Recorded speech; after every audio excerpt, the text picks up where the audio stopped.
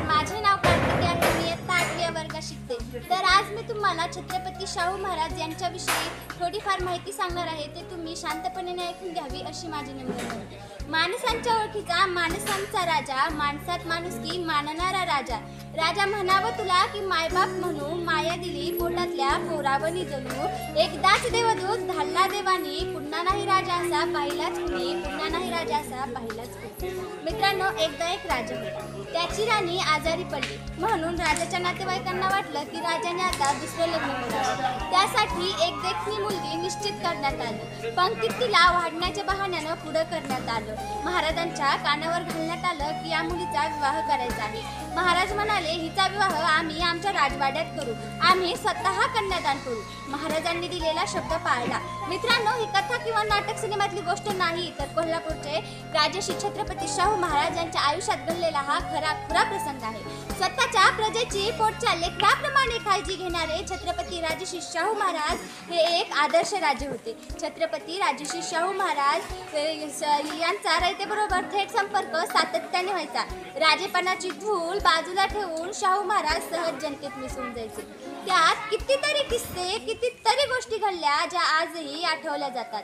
आईनंतर वडील गमावलेल्या 2 मुलांना वाऱ्यावर न सोडता शाहू महाराजांनी त्या 2 भावंडांचा सांभाळ केला आणि त्यांना इंजिनियर केले. मित्रांनो, कोल्हापूरच्या गंगावेशीतल्या बाजारात जवळच्या एका गावातून एक आजी टोपलभर शेण्या विकायला घेऊन येताना शाहू महाराजांना दिसली. आता ही दिवसभर उन्हात असणार, मग घरी जाणार, यात विक्री किती होणार कुणास ठाऊक म्हणून शाहू महाराजांनी तिची पूर्ण शेण्यांची टोपली खरेदी केली व आपल्या गाडीच्या तिकीट शेण्या ठेवून घेतल्या. मात्र शाहू महाराजांना न ओळखलेल्या त्या आजीनं त्या शेण्यांची किंमत 75 पैसेच होते, मला तेवढीच रक्कम द्या असा सूर लावला. शाहू महाराजांनी तिच्या मताचा आदर केला आणि योग्य ती रक्कम तिच्या हातात ठेवली. मित्रांनो, आठवडा बाजारासाठी आलेल्या भाजीवालीची बस चुकल्यानंतर त्या आजीला तिच्या गाडीतून गावी सोडले. ती मात्र वडापची गाडी समजून गाडीत बसली. आपल्याला आपल्या गावापर्यंत सोडणारे हे शाहू महाराज होते हे नंतर त्या आजीला समजलं आणि तिचा ऊर भरून आला.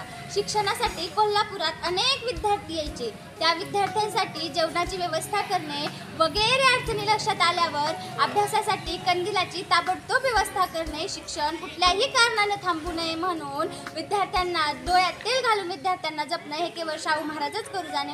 हे केवळ शाहू महाराजच करू जाणे. मित्रांनो, या शाहू महाराजांचा प्रत्येक दिवस हा जनतेच्या कल्याणासाठी उगवायचा. या शाहू महाराजांचा जन्म 26 जून 1874 कागलमधल्या घाटगे घराण्यात झाला. त्यांचे मूळ नाव यशवंत. कोल्हापूरचे चौथे राजे शिवाजी महाराज यांच्या मृत्यूनंतर त्यांच्या पत्नी आनंदीबाई यांनी यशवंताला 17 मार्च 1884 रोजी दत्तक घेतले. यशवंताचं नाव ठेवण्यात आलं शाहू. 1889 ते 1893 या 4 वर्षात धारवाड इथं शाहू महाराजांचे शिक्षण पूर्ण झालं. शिक्षण चालू असताना शाहू महाराजांचे लग्न बडोद्याच्या गुणाजीराव खानविलकर यांच्या मुलीशी म्हणजेच लक्ष्मीबाईंशी शाहू महाराज हे विवाहबद्ध झाले. धन्य त्यांचे कार्य. या शाहू महाराजांना माझा मानाचा मुजरा. एवढे बोलून मी माझे 2 शब्द इथे संपवते. जय हिंद, जय भारत.